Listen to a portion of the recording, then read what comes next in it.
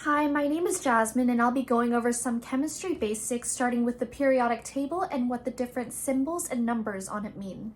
So let's get right into it. So this is the periodic table of elements.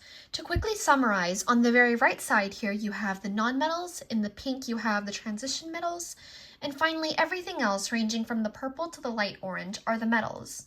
So what are elements? Well, elements are something that is composed of only one type of atom. And what are atoms?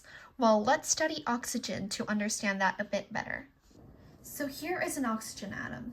In the very center, you can see the protons, which have a positive charge, and the neutrons, which have no charge at all, in the nucleus of the oxygen atom.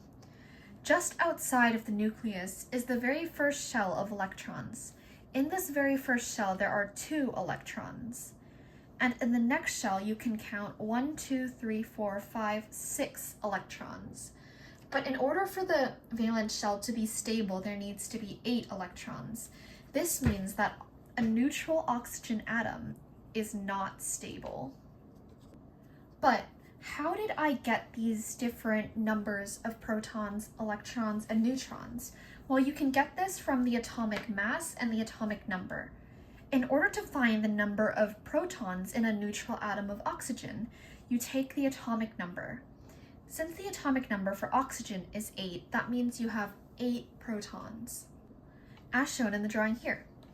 Next, you can find the number of electrons also by looking at the number of protons or by looking at the atomic number.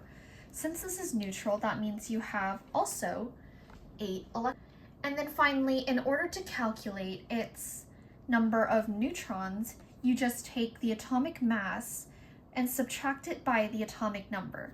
Since the atomic mass is 16, that means you need to subtract by 8. That means you have 16 minus 8, so that's equal to 8 neutrons.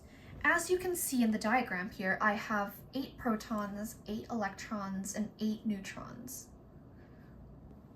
And hopefully, after watching this video, you understood a bit more about how taking the atomic number, the atomic mass, will help you draw a diagram of the atom of the element you're looking for.